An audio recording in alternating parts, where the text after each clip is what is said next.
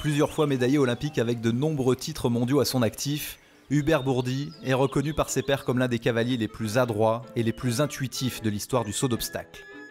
Son observation éclairée des chevaux, sa connaissance des cavaliers, de leurs attentes, leurs rêves, leurs doutes, l'a emmené à devenir également un grand découvreur de chevaux de sport. Accompagné de prestigieux cavaliers internationaux, nous allons à la découverte de cette expérience unique afin d'enrichir notre propre équitation. Ce que l'on peut dire aux jeunes, c'est une image qu'ils doivent avoir. L'image d'un gamin de, je sais pas, 16-17 ans, qui vroom vroom, part sur son scooter avec son amoureuse derrière, qui n'a rien, rien. Il est rien. Il montaille un peu à cheval, mais il est rien. Et finalement, avec de la passion, beaucoup de travail, de la pugnacité, de l'amour de ses chevaux, etc., il arrive sans moyens, sans un sou. Il arrive aux Jeux Olympiques. Rendez-vous compte du message d'espoir que l'on peut donner à tout un chacun. Ils m'ont apporté, ça a été ma vie en entier. C'était une passion surtout, je ne me voyais rien faire d'autre. Comme tous les sportifs passionnés d'ailleurs, enfin comme tous les grands sportifs. Ils ne découvrent pas la vocation sur le tard, ils savent déjà au départ.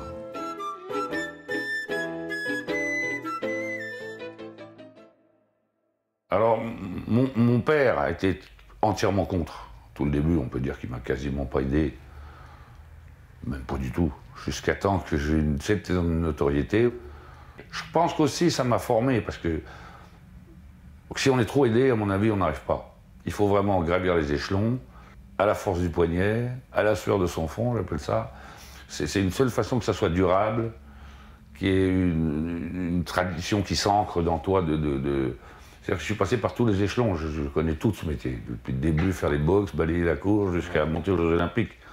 Donc je pense que ça, c'est très important. Même si aujourd'hui, ce serait presque impossible de faire ce que j'ai fait, je pense. Mais je ne suis pas le seul à l'avoir fait, Michel Robert l'a fait. Enfin, tous les cavaliers de cette époque-là, on peut dire qu'ils ont parti du même endroit que moi, quasiment.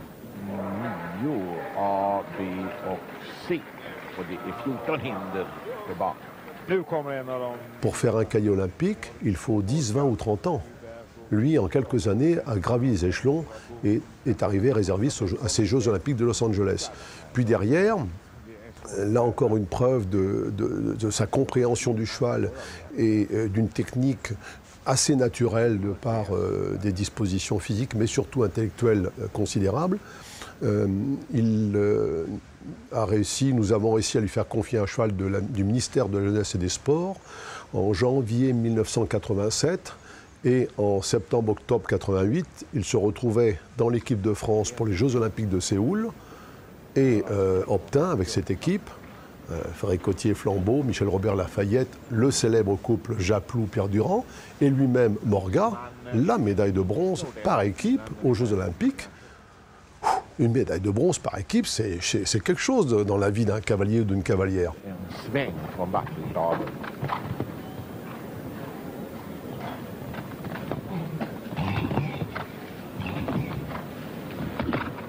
C'est un cavalier hors pair. C'est un mec qui a un talent à cheval et un œil très juste, un œil aussi très critique et très sévère.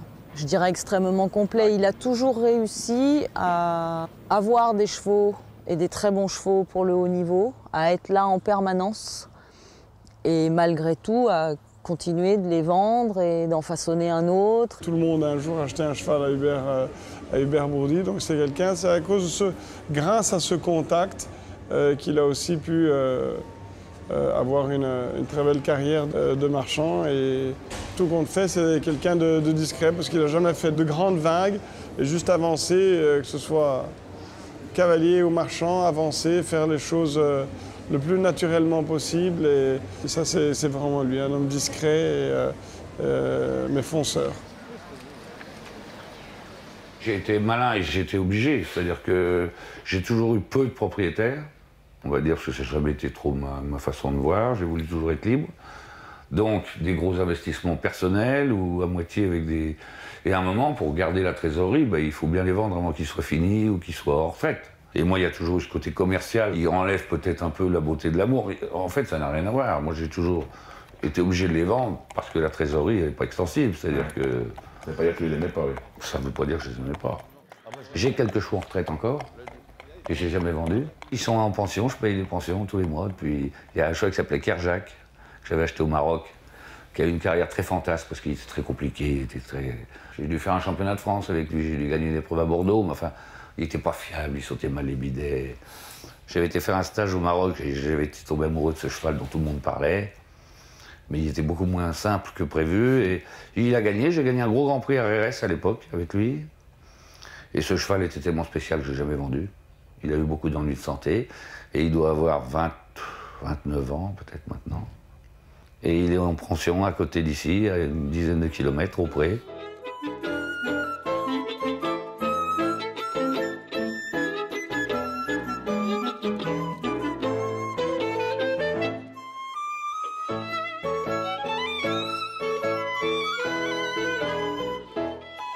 Aujourd'hui, c'est quasiment impossible d'évoluer à long terme comme on le souhaite dans le sport de haut niveau si on n'a pas beaucoup de propriétaires derrière soi, ou un mécène, ou un très gros sponsor, ou ce qui est quand même le lot voilà, de quasiment tous les cavaliers, je dirais bien placés sur la ranking list mondiale. S'il montait toujours dans son système et avec sa réussite, je pense qu'il serait un des seuls cavaliers capables aujourd'hui d'évoluer dans le haut niveau par ses propres moyens, parce que son système et sa réussite professionnelle lui auraient permis d'exister et d'avoir un piquet de chevaux suffisamment fourni pour être dans l'élite mondiale sans support de personne derrière lui. Je pense que c'est le seul. Ok, ça a été il a eu plusieurs facettes. Un grand sportif, un grand marchand, mais toujours un homme de cheval. Il est d'abord resté un homme de cheval. Alors, même s'il avait envie de le cheval, à peine arrivé dans sa tête, il fallait qu'il soit vendu. Ça, c'était une base de tous les jours. Mais s'il fallait qu'on retourne à des exercices, s'il fallait retourner en arrière pour le cheval pour que dans quelques temps il soit mieux, ça a toujours été une base de travail. Super propulsion, super coup de jarret, super caractère, super à monter. Ouais, il vaut mieux qu'elle soit obligée un tout petit peu de freiner. Il faut qu'elle soit un tout petit peu obligée de se freiner. Ça, c'est bon. Voilà, que tu puisses rentrer tranquille et pas du tout la pousser, quoi. La force d'Hubert, c'est un gars qui analyse très vite les chevaux et qui, sous son côté très très doué, avait aussi beaucoup de techniques approfondies. C'était pas du hasard. Il savait exactement ce qu'il faisait. Et à force de regarder pendant des années, des dizaines, des centaines de chevaux sauter ici, des chevaux qui savaient rien faire, qui après ont appris leur boulot gentiment, mais aussi des chevaux déjà très confirmés pour le haut niveau, ça permet d'approcher beaucoup de techniques. Et étant donné le nombre de chevaux, aussi beaucoup de solutions. Une fois ça marchait comme ça avec celui-là, une fois c'était celui-là. Et je pense que si on s'énerve à cheval, c'est par manque de technique, c'est tout, par manque de connaissances. Et avec les années, chaque cheval, au bout d'un moment, on est très calme parce qu'on va, avec le temps, trouver une solution. Voilà, bien lâcher tes bras et tout mou. Voilà, ça c'est parfait. Elle est tendue dans le dos, terrible.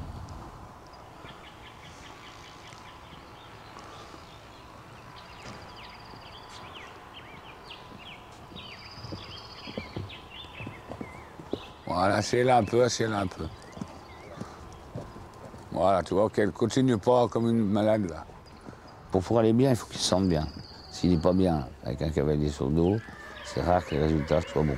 Mais un cheval qui sauterait les Jeux Olympiques avec un très bon cavalier, si on le voit un cavalier moyen qui fait des épreuves d'1,10 m, c'est possible qu'il n'arrive même pas à sauter 1,10 m. Un cheval comme Japlou, par exemple, c'était impossible pour un cavalier normal de sauter 1,10 m avec.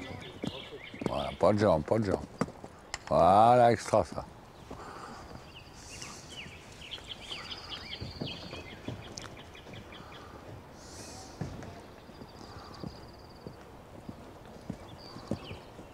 Tranquille.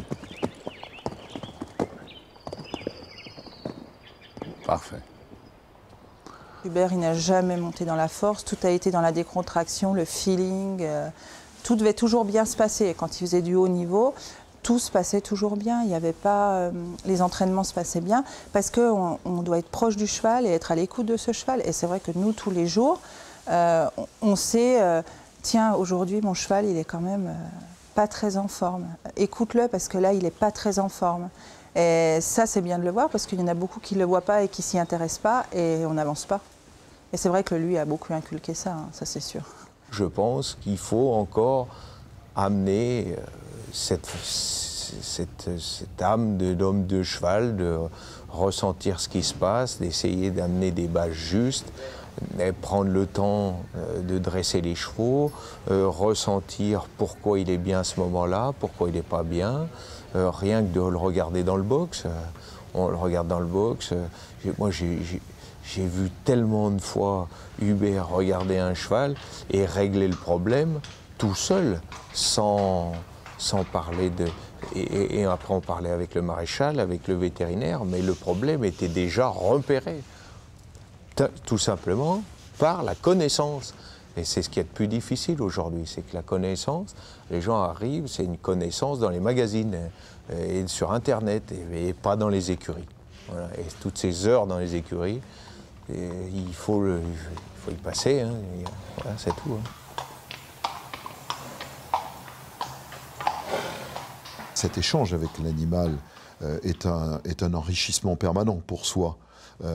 Nous apprend beaucoup de la vie, nous apprend beaucoup dans le relationnel avec les autres et nous oblige à une remise en cause permanente. Il ne s'agit pas seulement de faire de la compétition pour avoir cette intimité, cet échange affectif avec le cheval, mais quand en plus on se retrouve confronté à l'épreuve de la haute compétition avec son destrier, eh bien je peux vous assurer que ça fortifie les liens. Et le cavalier doit toujours anticiper sur les comportements de son cheval. Donc il doit vraiment pénétrer, j'allais dire, le caractère, la personnalité de chaque cheval pour l'emmener vers son rêve, parce que c'est le cavalier qui rêve, c'est pas le cheval.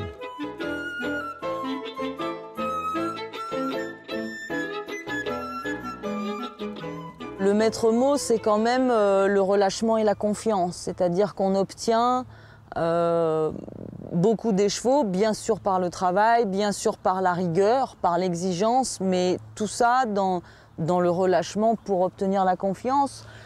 Mais il y a un moment où il n'y a plus de rapport de force, il y a une complicité, il y a vraiment tout ça qui se crée avec l'animal. Et je crois que c'est la grande force d'Hubert sous ses côtés... cette fermeté qu'il a et cette rigueur qu'il a et cette exigence qu'il a dans le travail, il l'a et malgré tout, il a un espèce de sixième sens à cheval et un feeling surdéveloppé extrêmement féminin. C'est peut-être le plus féminin de tous les hommes.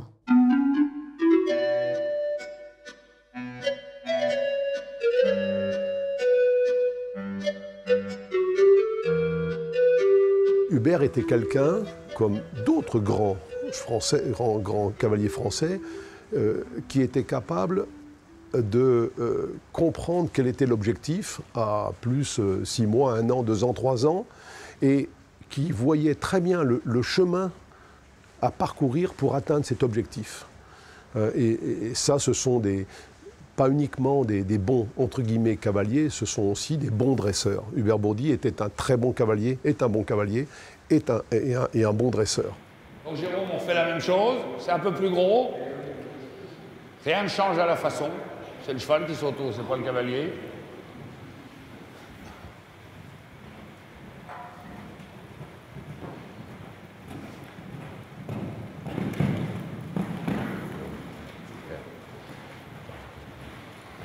Voilà, pas avoir peur de relancer, Jérôme, pour rester tranquille à la fin. C'est un très grand technicien où il n'y a pas d'à peu près. Ça a toujours été, on va au fond des choses. On ne fait pas, tiens c'est bien, aujourd'hui j'ai fait sans faute. Non, ça, on s'en fout. Voilà, c'est clair. Il dit, voilà, moi je veux que mon cheval et votre cheval soient bien, comme lui quand il monte. Et le but, c'est que votre travail que vous avez fait sur votre cheval se voit et il paie.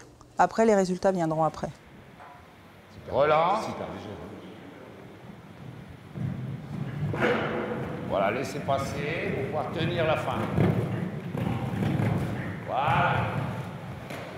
Ça, c'est parfait. Virage très compliqué. Voilà. Souvent, les gens sont très surpris et ils vont s'attendre à des méthodes. Mais rien du tout. On retravaille à la base, la simplicité même, et le cheval, il trouve son compte surtout.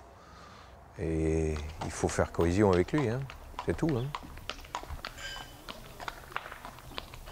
J'ai vu beaucoup de gens qui montaient avec lui et c'est vrai qu'il leur donne une méthode de travail, de base, et des choses très simples et des choses de base. Comment votre cheval trotte, comment votre cheval galope, est-ce que vous pensez que là il est bien? Ça a été très très bénéfique. Et je vois pour Jérôme, c'est ça qui a fait toute sa carrière de ce qu'il est aujourd'hui cavalier et puis de toutes les valeurs qu'il a eues par Hubert. Ça, il en a une reconnaissance énorme parce que ça fait 15 ans qu'il est là, donc il est dans le moule Hubert Bourdi.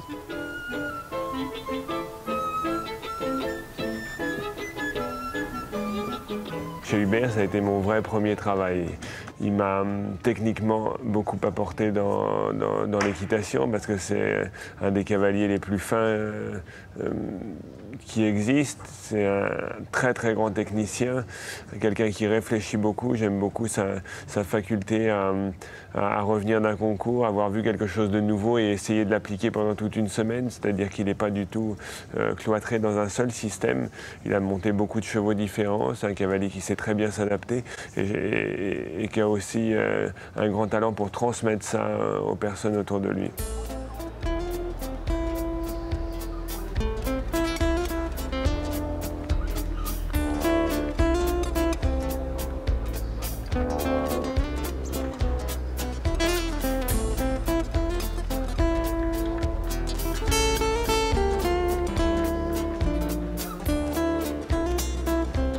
Un bon style entre parenthèses.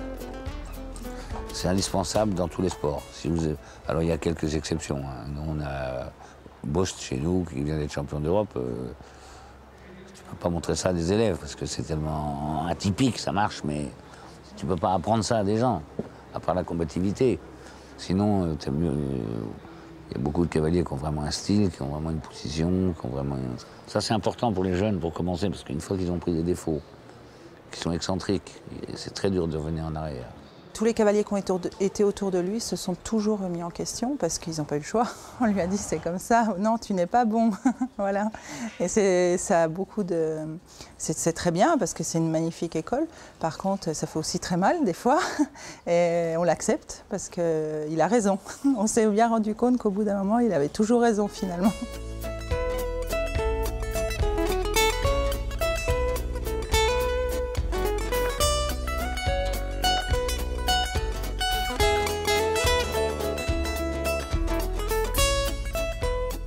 Vu la concurrence, vu le niveau aujourd'hui du sport, mais même pas que de notre sport, de tous les sports en général ou n'importe quel métier, on est obligé de travailler autant que les autres pour ne pas régresser et plus que les autres si on veut y arriver.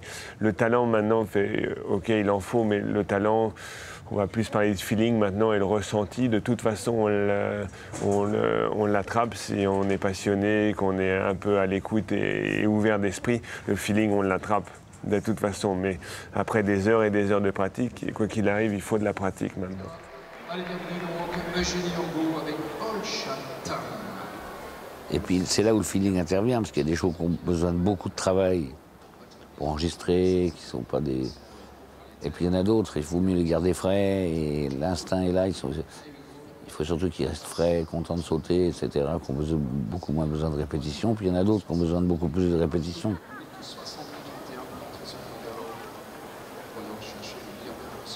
Beaucoup de chevaux sautent avec le mental, l'envie de coopérer, et puis Se prendre au jeu, c'est peut-être un peu exagéré, mais quand ils sont en piste, ils ont envie de faire sans faute, quoi.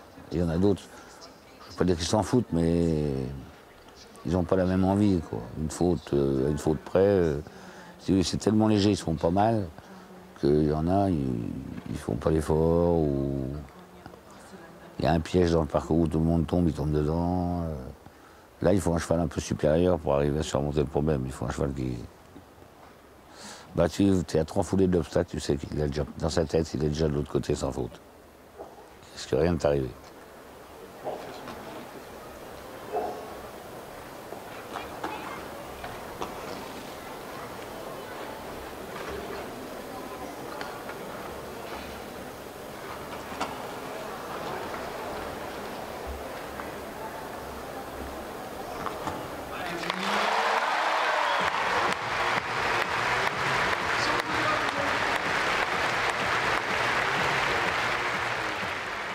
Il y a des chevaux qui sont exceptionnellement doués.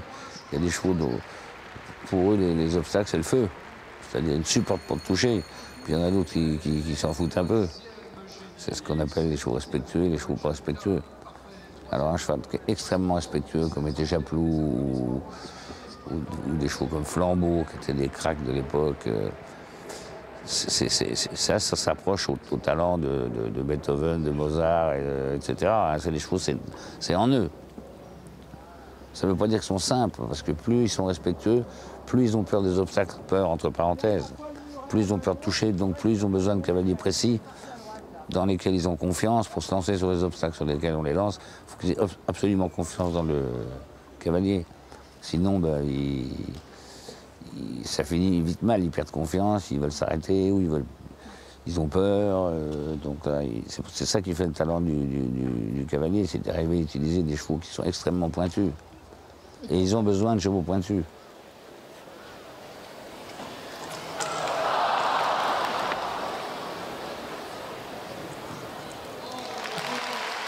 En dehors d'être cavalier, il a quand même été aussi, son métier était de découvrir des talents pour en faire bénéficier à d'autres cavaliers qui lui faisaient confiance dans ses choix.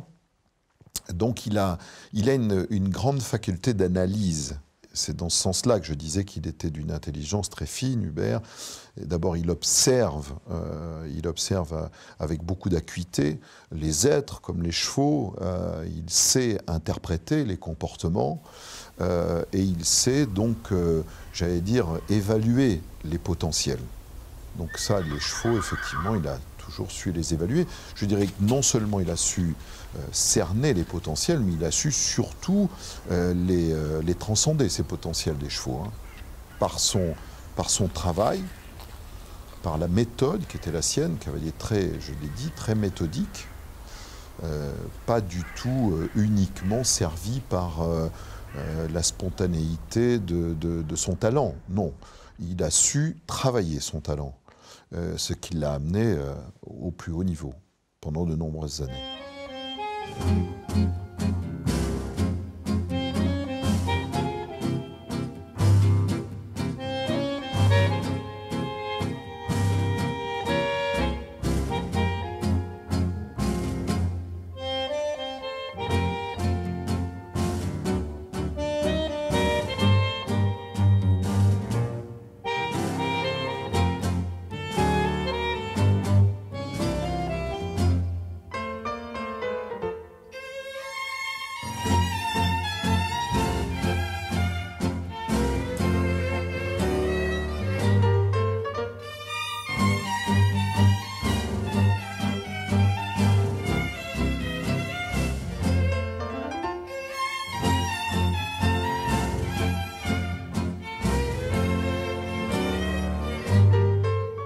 Souvent j'ai un coup de foudre, les coups de foudre m'ont rarement trompé. C'est-à-dire quand vraiment je tombe sur un cheval qui m'interpelle vraiment, en général il a été au bout.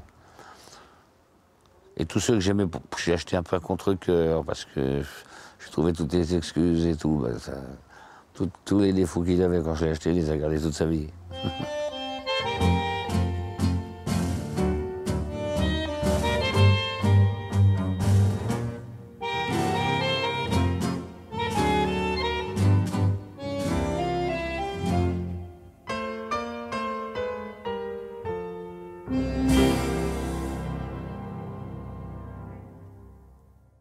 Tout compte. Le physique, l'impression, la tête. La tête, souvent les bons chevaux, des bonnes têtes avec des bons yeux bien ronds, bien.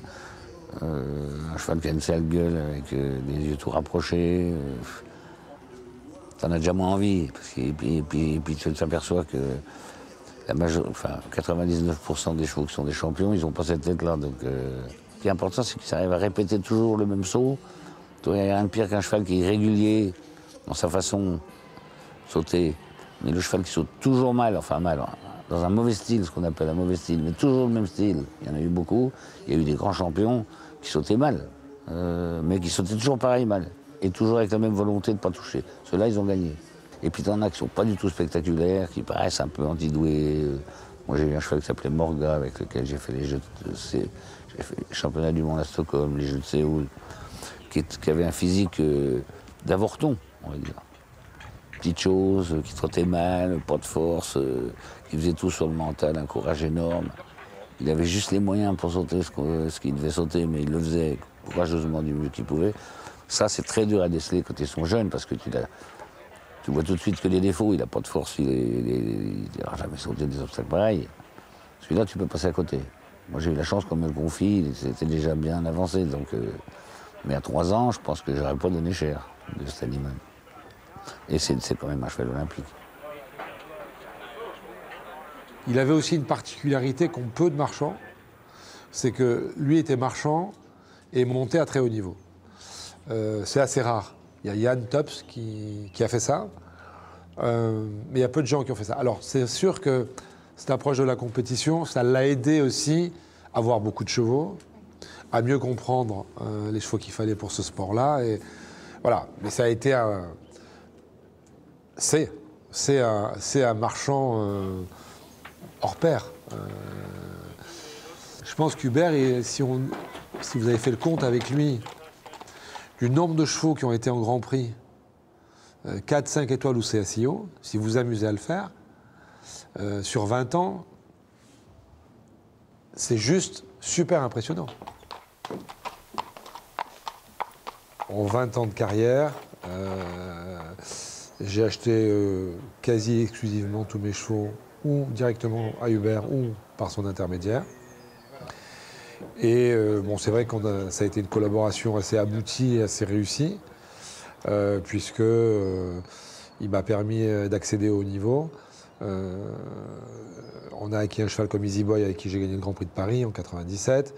On a eu Cyrénaïka qui a fait 2 finales Coupe du Monde. On a eu Liro qui a gagné la Coupe des Nations de Rotterdam. Bon, ça a été un partenaire dans l'achat de mes chevaux exclusif et performant.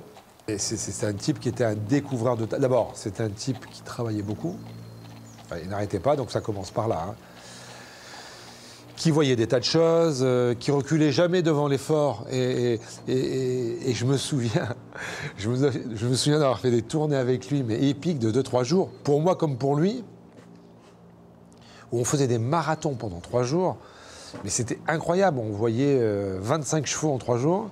Aux 4 coins de la France, on prenait la voiture, on roulait, on essayait. Je me souviens d'un de ces marathons de 3 jours. Je crois que c'est la première fois où le premier soir, je me suis écroulé tellement que j'étais fatigué. Donc, sa qualité, elle vient que, bon, 1, c'est un très fin connaisseur des chevaux. 2, c'est un travailleur hors pair. Et 3, c'est un très bon commerçant. Chanel est jalouse. En fait, ce cheval-là, il s'appelle Alerdine. C'est un cheval de 8 ans. Je l'ai acheté à l'âge de 7 ans à Hubert Bourdi. C'est un cheval allemand qui est très bon. C'est Hubert qui l'a découvert. Ça aussi, ça fait partie de ses particularités. C'est-à-dire que Hubert, ça a été un des premiers à s'intéresser vraiment aux chevaux étrangers.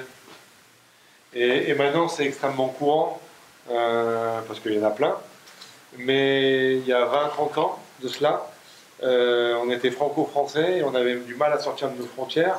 Et je crois qu'Hubert, ça a été le premier véritablement en France à aller voir ailleurs ce qui se passait.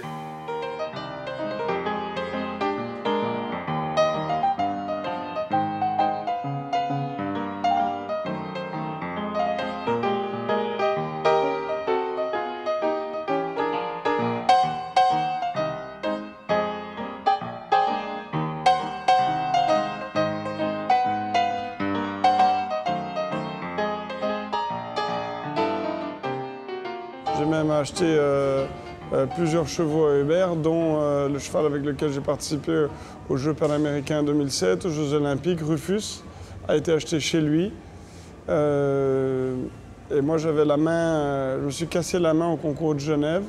Et c'était la semaine après, je devais essayer le cheval. Je n'ai pas pu l'essayer. Donc on a demandé à Steve Garda de venir jusque chez lui pour qu'il puisse le monter. Et voilà, parce que Hubert avait dit que c'était un cheval qui allait me convenir. Et donc je lui ai fait confiance. On a juste emmené Steve pour avoir un petit peu le sentiment du cheval. Et à la fin de l'essai, avec ma main cassée, je suis monté dessus, j'ai fait 2 sauts. Mais j'ai retrouvé exactement ce que me disait Hubert dans la description du cheval. Donc voilà, c'est quelqu'un qui connaît et qui a été un très bon juge des chevaux.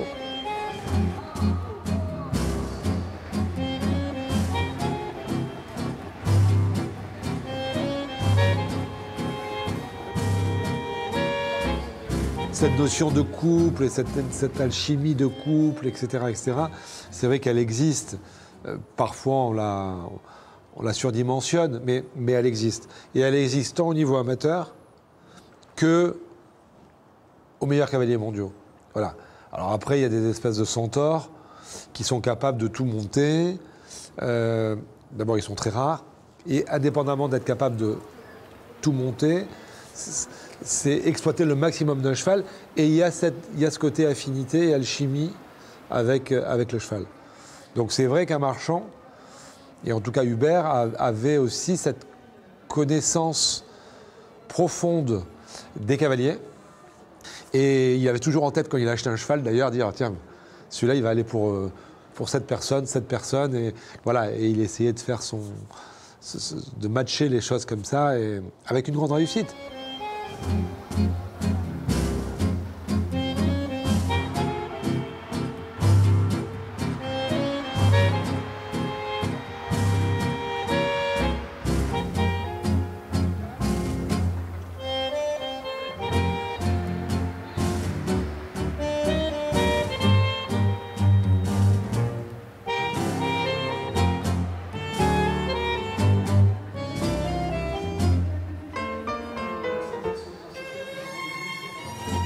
J'étais un peu autodidacte.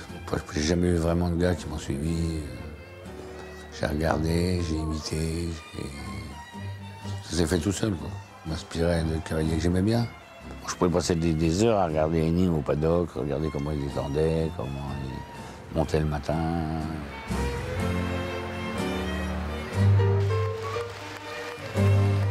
Ce que j'adore chez Hubert, c'était cette recherche permanente d'élargir sa culture cheval. C'est-à-dire qu'il voyait les premières fois où il voyait Berbeau, enfin pas les premières fois, mais en tout cas quand il revenait d'un concours et que Berbeau montait un nouveau cheval, il était là et toute la semaine on essayait ce qu'il avait vu à la détente, sur la piste, rallonger les étriers, les raccourcir, mettre les mains comme ça. Enfin, il y avait vraiment énormément d'envie, de passion, c'est-à-dire qu'il y avait j'ai jamais senti aucune jalousie de la part d'un autre grand cavalier éprouvé de sa part, c'est-à-dire qu'il était admiratif des autres, il s'en est inspiré pour évoluer, mais il n'était absolument pas jaloux de la réussite des autres cavaliers. Je trouve que Hubert est tout simplement une idole et qu'il est fait pour être une idole parce que, comme je l'ai déjà dit, il est travailleur, complet, capable de trouver chaque jour la motivation pour se battre, pour relever de nouveaux défis. Et même aujourd'hui, au crépuscule de sa carrière, ou plus précisément depuis ces 2 dernières années, où il fait face à des problèmes de santé, il reste combatif et positif. C'est une attitude exemplaire pour la jeunesse.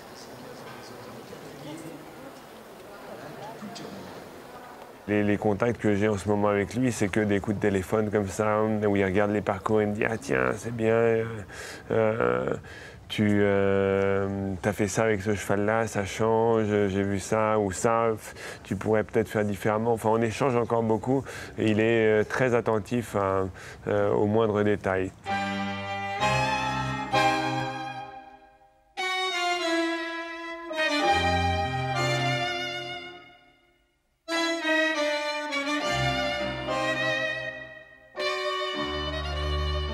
tous les lundis, quand il rentrait de concours. Eh ben, il fallait mettre ça en place. Alors de temps en temps c'était assez difficile, puisque quand on monte des chevaux qui n'ont pas le niveau de ce niveau international, mais c'est pas grave, ça permettait de voir ce qui allait, ce qui n'allait pas, les chevaux, ceux qui peuvent accepter ça et ceux où il faut de temps en temps arrêter de croire qu'ils vont aller si loin. Et ça, c'était super. Et le fait de travailler ça tous les jours et tous les jours pendant des années, ça rentre, et puis ça donne une méthode. Voilà. Simple, très simple, au quotidien.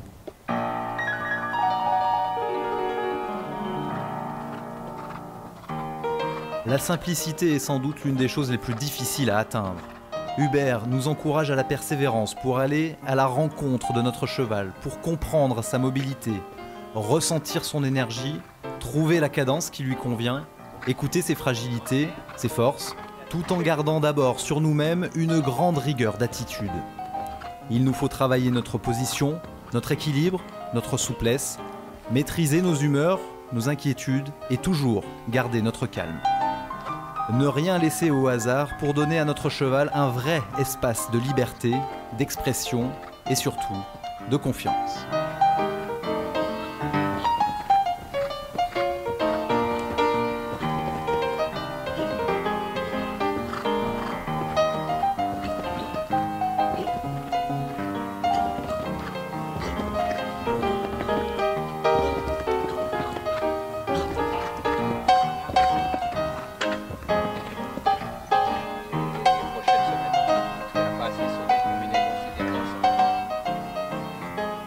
C'est un cavalier cérébral, Hubert. Pas un cavalier uniquement, j'allais dire, sensitif. Il a beaucoup de capacités d'improvisation en piste, donc il a cette sensibilité qui lui permet de pouvoir s'adapter à des situations telles que celles auxquelles on est confronté en compétition. Mais c'est construit, sa démarche est très construite. Et elle a toujours été construite, effectivement, dans le respect du cheval. Je ne dirais pas dans l'amour du cheval, en tout cas pas dans l'amour démonstratif. Mais ça, Hubert n'est pas très démonstratif.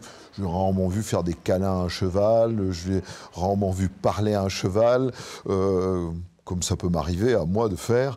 Mais par contre, je l'ai toujours vu dans le niveau d'exigence, la graduation de l'exigence qu'il avait vis-à-vis de ses chevaux, ne jamais rien demander que le cheval ne soit pas capable de donner. Voilà, ça et puis toujours très honnête avec les chevaux. Je pense ne jamais l'avoir vu avoir un comportement dur, voire même administrer une correction à un cheval. Jamais. Jamais.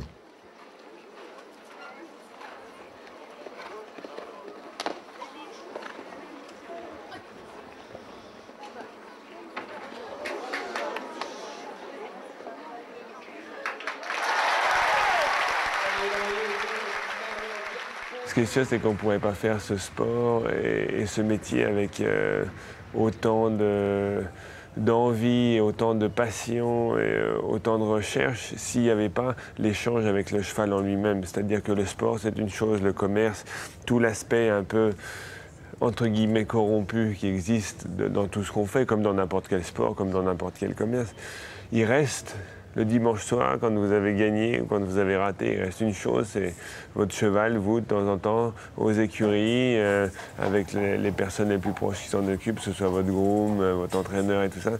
Et vous êtes là en petit comité autour d'un animal qui impressionne, qui inspire le respect depuis des millénaires. Et ça ne changera pas. Ça ne changera pas ni pour notre génération, ni pour les 1000 ou 2000 ans à venir.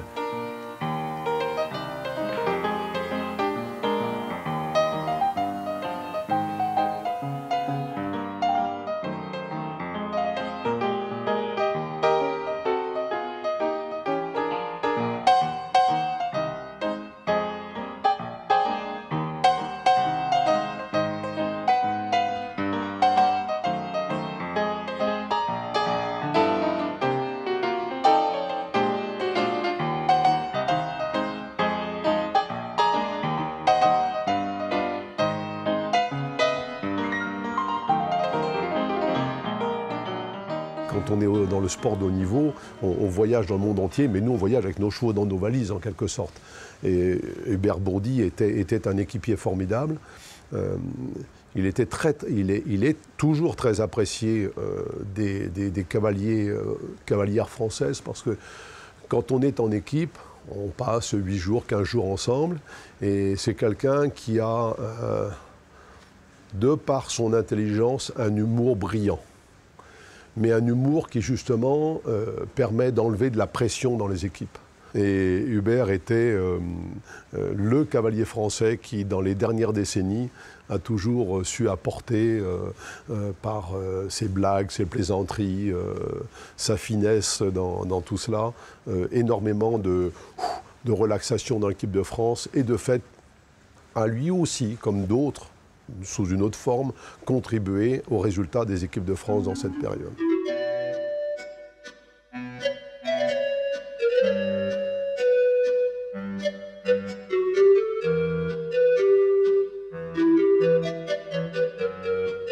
J'adorais faire équipe avec lui parce qu'il était excessivement fiable et il se donnait généreusement pour l'équipe.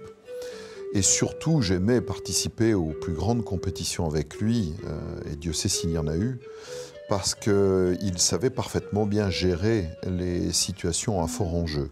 Donc il avait une excellente maîtrise de lui, même si c'est quelqu'un qui n'est pas insensible.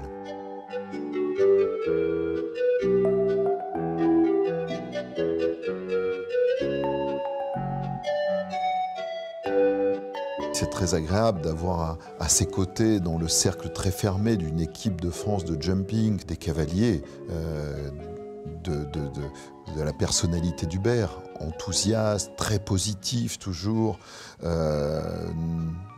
doutant peu, ou en tout cas s'il doutait, il ne le révélait pas. Et comme je vous l'ai dit, surtout, il animait formidablement bien le groupe par ses plaisanteries, par son esprit qui était toujours très truculent. Et donc, voilà, que ce soit sur le terrain ou en dehors du terrain, Hubert a toujours été très précieux pour le groupe.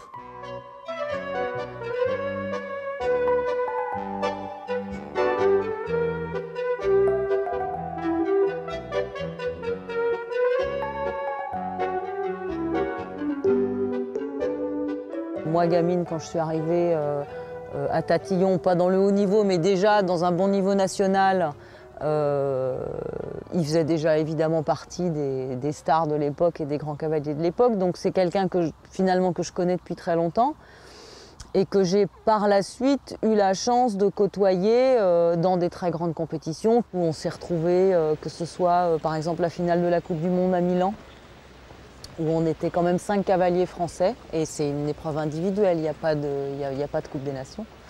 Et on a vraiment été une équipe toute cette semaine. Tout le monde s'est entraidé, tout le monde était là, tout le monde était ensemble.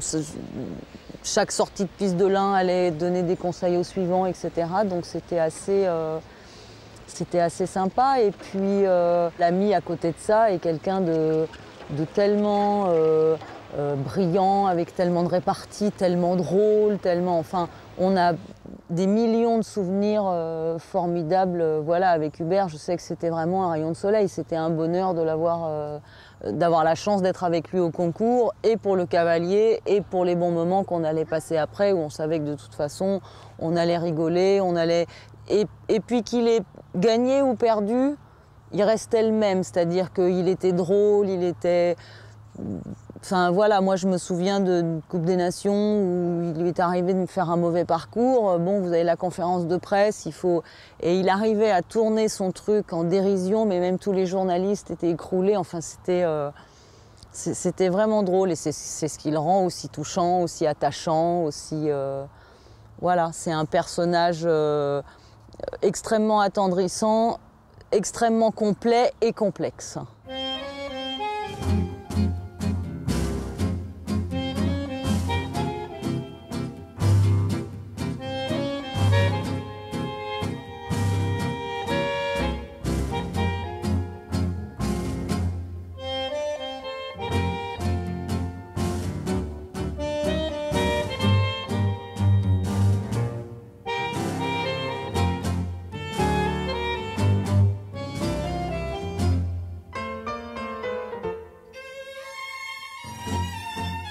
l'aspect privé du personnage reste quelqu'un qui est dans la recherche. Il a été dans la recherche dans le travail, et il est aussi dans la recherche des humains.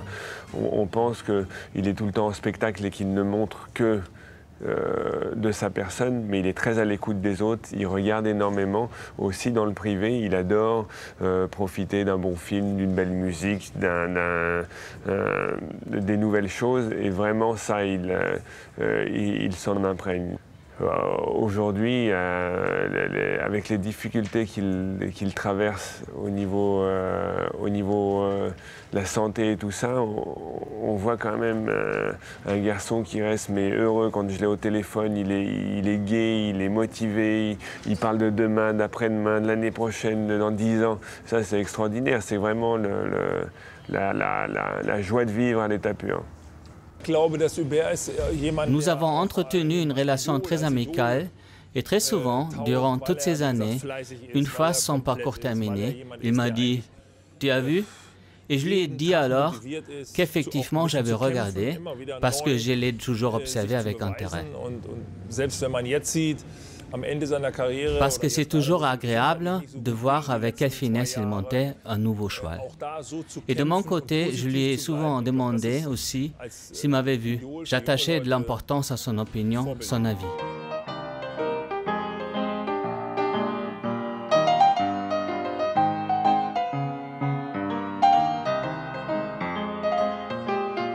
Il est cultivé et intelligent et voilà, et ça fait souvent des gens un peu hors normes, un peu passionnants, un peu dérangeants parfois parce qu'on peut être excessif. Il peut l'être, je peux l'être aussi de toute façon. Et voilà, c'est ça qui est intéressant dans Hubert, quoi. C'est pas qu'un cavalier ou c'est pas qu'un commerçant. Bien sûr qu'on parlait beaucoup de compétition, mais on avait des discussions endiablées sur l'économie, sur la politique, sur plein de choses, sur la culture, sur l'astronomie. C'est un humain intéressant, un peu atypique, un peu excessif, mais source d'inspiration, souvent, dans plein de domaines. Oui, moi, ça a été vraiment pour moi un mentor, hein, de point de vue équestre.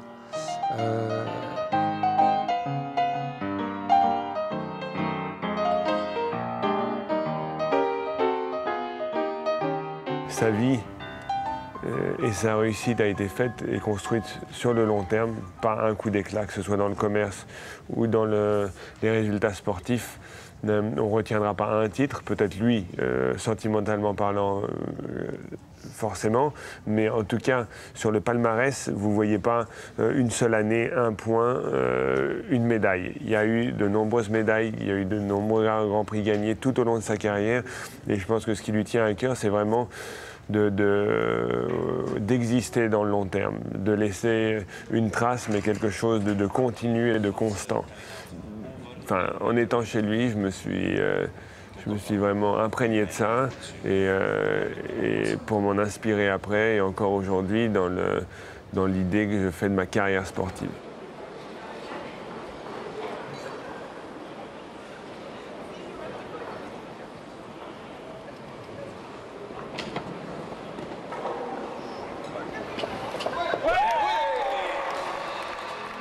Voilà, c'est quelqu'un qui m'aura marqué, qui m'aura beaucoup apporté dans la pratique de mon sport, mais qui aussi, par sa vision de l'excellence, ça il ne le sait pas peut-être, il le découvrira quand il regardera ça, mais qui m'a aussi inspiré dans ma dynamique de chef d'entreprise, dans mon ambition, dans ma recherche d'excellence. Voilà, donc il m'a beaucoup inspiré et, voilà, et je le remercie pour ça.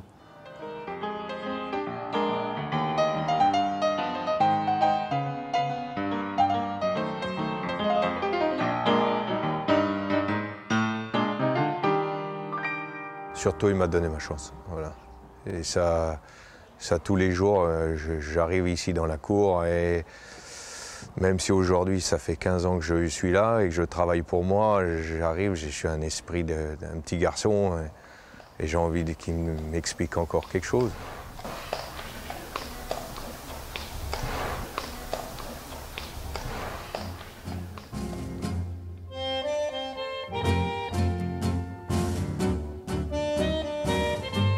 nous aussi, comme pour Jérôme, chaque jour qui viendra sera un jour nouveau, avec ses avancées, ses balbutiements, ses joies, sa recherche. Toujours, avec une exigence sans cesse répétée, nous continuerons à faire de notre sport une éternelle quête du Graal.